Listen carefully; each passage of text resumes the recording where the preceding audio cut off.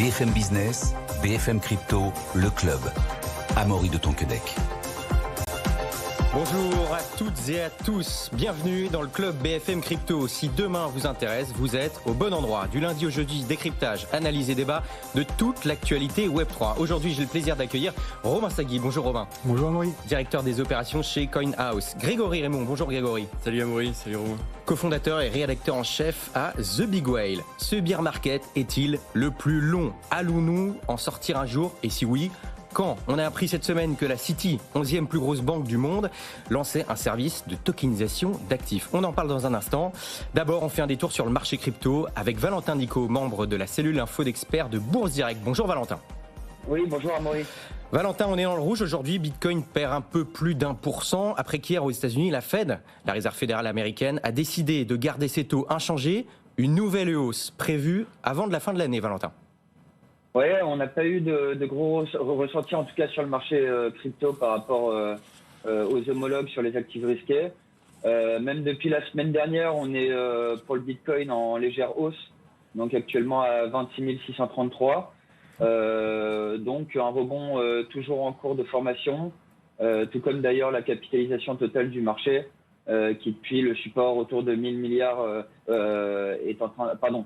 Oui, c'est ça, 1000 milliards est en train de continuer sur le bond.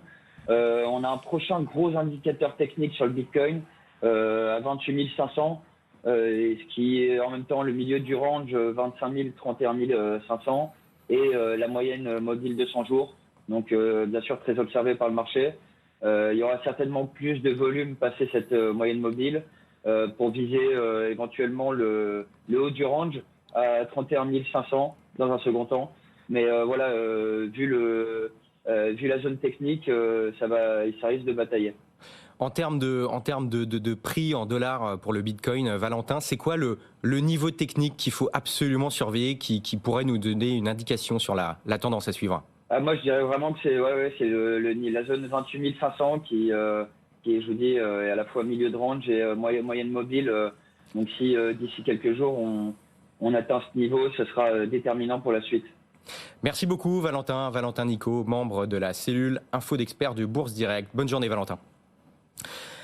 C'est quoi un bear market en crypto? Quels sont ces cycles de 4 ans dont on parle? On va regarder tout ça avec Romain Sagui. On parlera aussi de la Citi, 11e banque mondiale qui se lance dans la tokenisation d'actifs avec toi Grégory. Mais d'abord, on est dans ce qu'on appelle un bear market, un marché baissier. On en a connu pas mal dans le marché crypto, notamment dernièrement en 2015, en 2019, en 2023. Romain, est-ce que tu peux nous dire déjà, définir, c'est quoi un bear market, pour commencer? Un bear market, c'est, comme tu l'as dit, simplement un marché baissier. Mais là où, dans les marchés traditionnels, c'est généralement associé à une crise, la bulle Internet début des années 2000, la crise de 2008, en crypto, c'est un phénomène qui est plus régulier et qui est notamment marqué ou dirigé par la programmation monétaire sur Bitcoin. Je pense que la plupart des gens qui nous écoutent savent qu'il y a une première règle fondamentale sur Bitcoin qui est qu'il n'y en aura pas plus de 21 millions d'unités créées. Mais ce que l'on sait moins, c'est que le nombre de Bitcoin mis en circulation est divisé par 2 tous les 4 ans. Concrètement, on crée des Bitcoins à chaque bloc ajouté sur la chaîne, donc environ toutes les 10 minutes.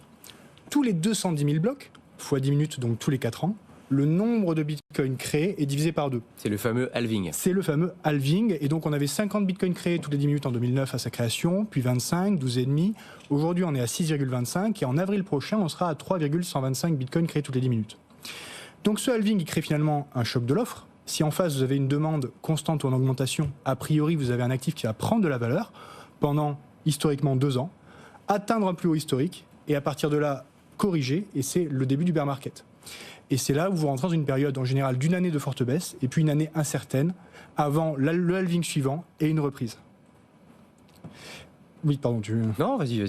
La particularité de ce bear market-là aujourd'hui, c'est pas tellement sa longueur pour l'instant, et j'allais dire de manière un peu étonnante, les cycles se répètent quasiment à l'identique, ou en tout cas de manière très similaire d'un cycle à l'autre.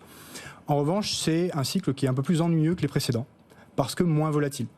Si tu prends le cycle 2018-2019, par exemple, le Bitcoin était passé de 20 000 $ à 3 000 $, moins 85%, puis était remonté à 14 000 $ 6 mois plus tard, donc il avait fait un x4,5. C'était donc un marché baissier, mais assez dynamique. Là, depuis 2021, le Bitcoin a effectivement perdu 77%, mais depuis sa reprise, il n'a fait que 1 x 2.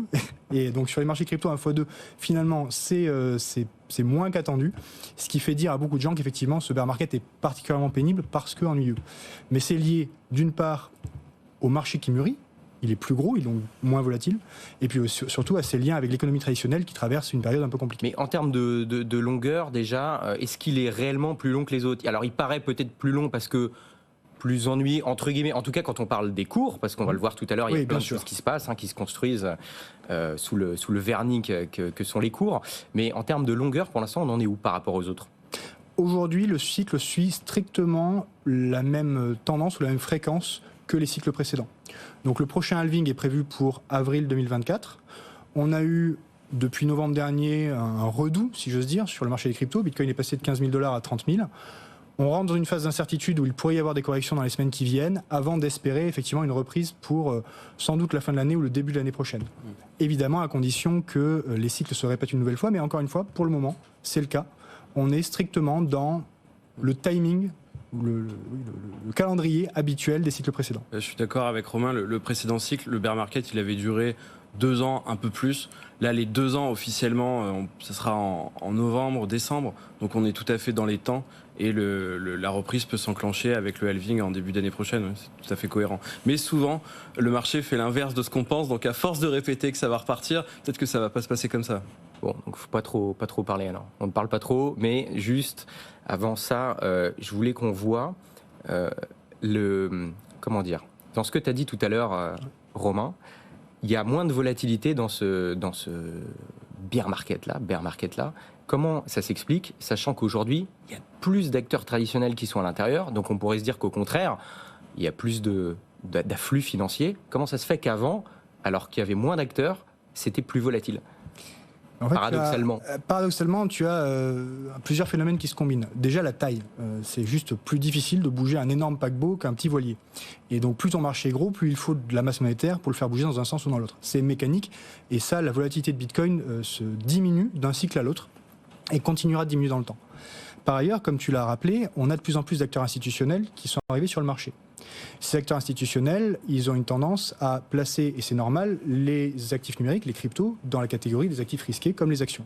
Et donc ils vont les gérer comme des actions. Quand on investit en actions, on investit en crypto. Ça a porté notamment en 2021 le marché haussier sur les cryptos comme sur les marchés actions. Et quand ça va moins bien, notamment sur fond de hausse des taux, on revient sur des actifs risk-off et donc on a la même approche mais inverse. Donc on a une forte corrélation et donc une plus grande intrication avec la finance traditionnelle. Et on va le voir dans quelques instants, il y a de plus en plus du coup de nouveaux acteurs qui entrent dans ce marché, notamment la Citi, 11e plus grosse banque mondiale, on en parle dans un instant, Grégory, qui se lance dans la tokenisation. Est-ce que tu peux rappeler rapidement ce qu'est la tokenisation, Grégory? La tokenisation, en fait, c'est un droit de propriété sur la blockchain. Donc typiquement, dans le cas d'un actif financier, c'est une obligation, une action qu'on met sur la blockchain pour profiter de ses caractéristiques, donc, c'est-à-dire registre distribué, immuable, la sécurité et surtout la suppression de beaucoup d'intermédiaires, ce qui réduit énormément les coûts en matière financière. Et quel est l'objectif de la Citi derrière cette opération à vouloir faire de la tokenisation d'actifs? Alors Citigroup, eux, ce qu'ils veulent faire, c'est faire énormément d'économies en fait dans leurs transactions internationales avec leurs clients. C'est surtout ça. Ils travaillent à partir d'une blockchain privée, donc on n'est pas encore, c'est pas encore le grand soir de la décentralisation, mais c'est les petits ruisseaux qui font les grandes rivières. Et comme tu le disais très justement, c'est la 11e plus grosse banque de la planète. Et il faut souligner que c'est pas la seule. JP Morgan, qui est la plus grosse banque de la planète, est probablement la banque la plus avancée en matière de tokenisation. Il y a aussi HSBC, il y a aussi Goldman Sachs. En France, vous n'êtes pas sans savoir que Société Générale fait aussi partie des leaders en matière de tokenisation. On pourra peut-être en parler un peu plus tard, mais ils ont émis des obligations sur la blockchain et pour le coup sur une blockchain publique sur Ethereum de 100 millions d'euros pour le compte de la Banque européenne d'investissement. Donc c'est pas rien. Il y a aussi BNP Paribas, il y a Crédit Agricole. Bref, en fait, toutes les institutions financières s'y mettent. Elles n'ont pas vraiment le même niveau d'avancement, mais en tout cas, tout le monde travaille dessus. Et si on devait résumer les acteurs les plus en avance, en Europe, c'est Société Générale. Aux États-Unis, c'est JP Morgan. Et on parlait de la City, parce qu'on l'a appris cette semaine. La City, leur manière de faire de la tokenisation d'actifs, c'est quoi? C'est juste du vernis ou alors il y a un réel intérêt derrière qui va être durable dans le temps? Non, c'est pas du tout du vernis, mais il faut bien commencer à un moment. Comme je disais, on est sur une blockchain privée, donc c'est pas la révolution, c'est-à-dire qu'ils ont développé leur propre blockchain. C'est comme si en fait ils créaient leur logiciel, leur serveur. Donc on n'est pas sur la révolution décentralisée. Mais par contre, il faut bien commencer à un moment. Pour les banques, culturellement, c'est pas forcément évident d'aller développer des produits sur des interfaces publiques, sur des infrastructures publiques. Donc on va y venir, mais c'est avec ces premières expérimentations que voilà, ils vont se rendre compte qu'ils ont tout intérêt à aller sur des protocoles publics. Ça coûte moins cher à entretenir, c'est plus sécurisé. Il y a beaucoup d'avantages. Et oui. C'est intéressant parce que sur ce plateau, on nous disait cette semaine que créer sa blockchain privée, c'était un peu la mode, entre guillemets, du cycle précédent. Oui. Je sais pas, il y a des modes, comment ça se passe? Comment les acteurs traditionnels rentrent dans le Web3? En fait, c'est des histoires d'acculturation. Du point de vue d'une banque, c'est plus rassurant d'aller sur une blockchain privée au début parce qu'elle maîtrise tout de bout en bout. Mais l'intérêt d'aller sur une blockchain, c'est qu'on n'a pas à entretenir une infrastructure. C'est le réseau qui l'entretient lui-même. C'est tous les participants qui entretiennent lui-même. Donc c'est pour ça que c'est moins cher. Mais on peut pas faire le grand saut tout de suite. Et il faut bien commencer à s'acculturer, à développer des smart contracts, donc avec des blockchains privées. Pour commencer, c'est plus rassurant et je peux tout à fait comprendre ça. Et puis les raisons un peu dans son coin et puis on voit comment ça se passe, quoi. Et puis les raisons qui amènent ces acteurs à s'y intéresser sont un peu différentes. Quand un particulier va regarder le potentiel des cryptos et de la blockchain de manière générale, c'est souvent sous un aspect de décentralisation, de propriété de ses fonds, d'être libre de pouvoir utiliser les smart contracts. Quand un acteur comme une banque le regarde, c'est pour optimiser ses propres processus et les produits qu'elle a déjà en portefeuille, tokeniser des actifs qui existent déjà, mais pour les rendre soit profiter d'une gestion plus automatisée de ces actifs, soit les rendre plus liquides, les diviser, ce genre de choses. Donc c'est pas du tout la même approche. Et c'est bien normal qu'il commence par des blockchains privées de ce point de vue-là. Et on peut dire aussi que la tokenisation, si on parle de futur de la finance, il faut que tout soit interconnecté. Si par exemple Citigroup a sa propre blockchain, théoriquement elle peut pas communiquer avec celle de JP Morgan. Donc c'est pour ça qu'il y a un intérêt à travailler sur les mêmes protocoles, les mêmes infrastructures, pour qu'en fait tous les actifs qui circulent sur ces blockchains-là puissent s'échanger facilement. Par design, la tokenisation, c'est quelque chose qui est sans frontières, qui est mondial, qui est interconnecté. Donc c'est pour ça qu'il y a beaucoup plus d'intérêt à aller sur des protocoles publics. Et justement, des protocoles publics comme Ethereum, pourquoi, selon toi, un protocole comme Ethereum pourrait répondre à ce besoin-là en particulier? Par opposition en fait aux autres, on peut parler de Solana, de Tezos. En fait, tout simplement, Ethereum, c'est avec Bitcoin, c'est l'un des plus vieux. En tout cas, c'est la plus vieille infrastructure sur laquelle on peut faire des smart contracts, donc par extension de la tokenisation. Sa sécurité a été éprouvée, il y a beaucoup d'utilisateurs, tandis que sur les autres protocoles, je ne dis pas qu'ils sont mauvais, mais disons qu'ils n'ont pas montré autant de résilience historique que Ethereum. Et c'est pour ça que la plupart des banques, des acteurs financiers qui sont sur la tokenisation, ils travaillent plus sur Ethereum quand ils regardent des protocoles publics. Et tu me parlais tout à l'heure de la Société Générale en France. Ils en sont où de la tokenisation? Eux, c'est quoi leur approche? Ils sont sur une blockchain privée? Alors, ils travaillent sur des protocoles publics, c'est ça qui est extrêmement intéressant et c'est très courageux, audacieux de leur part. Société Générale, c'est aussi à travers Forge, sa filiale blockchain, c'est la première institution à avoir reçu l'agrément PSAN en Europe. En France et donc par extension en Europe. Donc ça veut dire à quel point ils sont quand même avancés sur le sujet. Eux, ce qu'ils font du coup, c'est vraiment, on peut aller les voir quand on est bien sûr une grande institution financière et leur dire, voilà, j'aimerais émettre une obligation. Et eux, en fait, ils vont conseiller si le client est favorable à faire émettre des obligations tokenisées. Et en fait, ils vont émettre l'obligation sur la blockchain et ils vont se charger de la distribuer. C'est ça leur travail. Et donc, le plus gros projet qu'ils ont mené, c'était donc en 2021, émettre une obligation d'une valeur de 100 millions d'euros pour le compte de la Banque européenne d'investissement, avec aussi d'autres banques. Il y avait Santander et Goldman Sachs, si je ne m'abuse. C'est une des plus grosses expérimentations en matière de tokenisation. Malgré les cours qui sont bas, on voit que voilà, ça bouge beaucoup. Donc là, on parlait de tokenisation d'actifs. Mais Romain, c'est quoi les autres liens qui se forment de plus en plus forts avec l'économie traditionnelle malgré ce marché baissier? Alors, si je reste un petit peu dans la logique de la tokenisation, c'est-à-dire la représentation d'un actif traditionnel dans le monde crypto, il faut savoir que le premier lien, en tout cas celui qui a explosé à partir de 2019-2020, à travers les stablecoins, c'est la finance décentralisée, qui aujourd'hui repose massivement sur des actifs finalement réels. On l'a d'ailleurs vu avec la crise bancaire aux États-Unis et la société Circle. Le collatéral derrière l'USDC, à la fin c'est du dollar, c'est des obligations américaines. Donc là le lien est très fort. Si l'économie traditionnelle flanche, l'USDC en pâtit. Puis de manière générale, si vous tokenisez des actifs qui ne sont pas déjà des actifs crypto, vous tokenisez des actifs réels, la représentation dans le monde numérique de votre actif réel pâtit ou bénéficie de l'évolution de votre sous-jacent.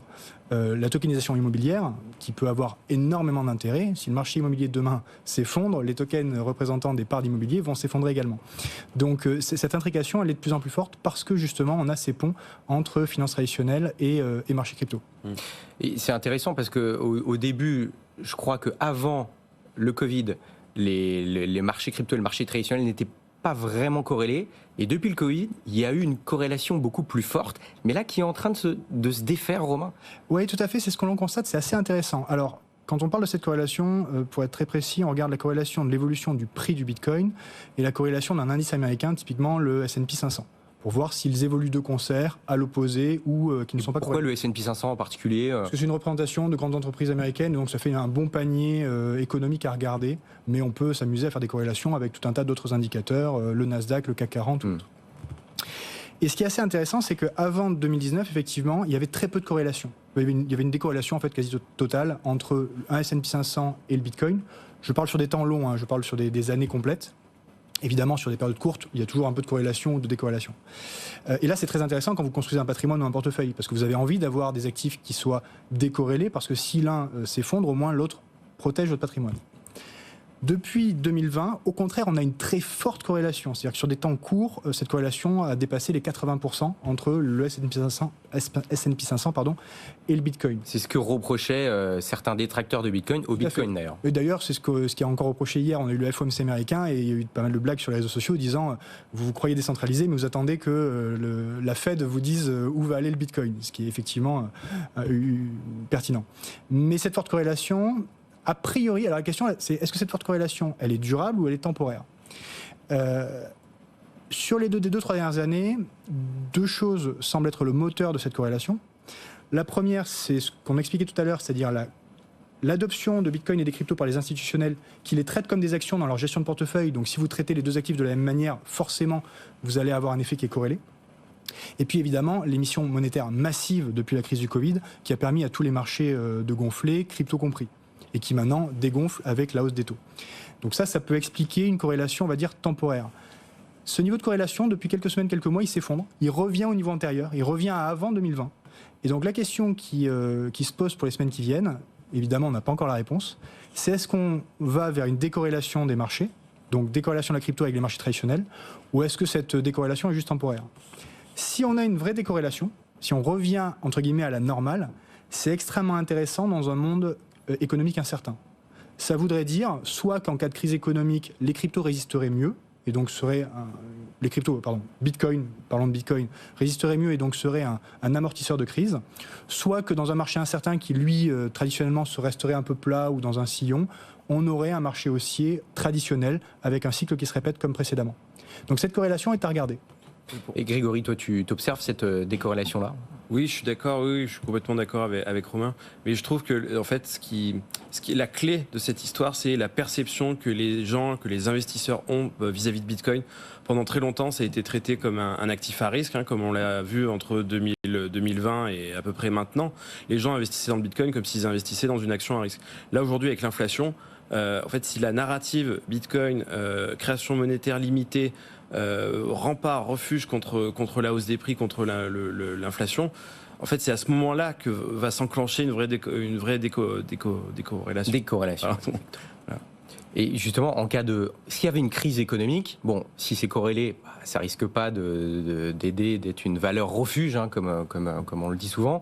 Mais là, en cas de crise économique, avec ce contexte actuel, tout le marché risque de plonger, ou alors on est c'est pas très clair ce que je dis. Je veux dire, on est en cours de décorrélation, ou alors la décorrélation s'atténue.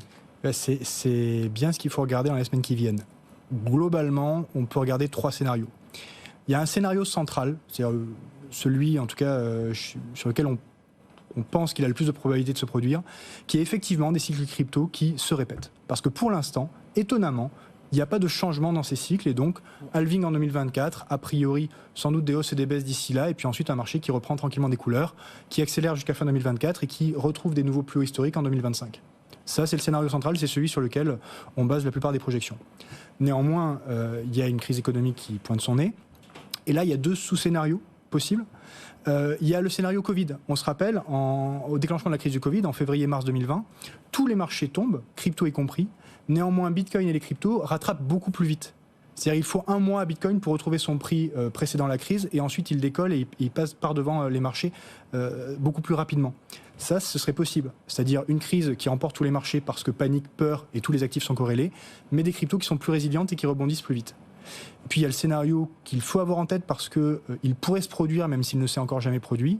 C'est celui où la crise est tellement importante qu'elle touche tous les marchés, y compris les cryptos. Et dans ce cas-là, on rentrerait effectivement dans le bear market le plus long du monde.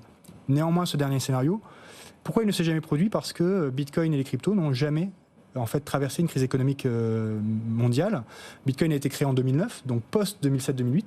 C'est la première fois que l'on va vraiment tester en test grandeur nature, si j'ose dire, sa résilience dans un marché très incertain. C'est ça, ouais. Et la narrative Bitcoin rempart face à l'inflation, c'est la première fois qu'on le voit. Alors on le répète depuis sa création, c'est un rempart. Bon voilà, maintenant, faut voir si ça fonctionne.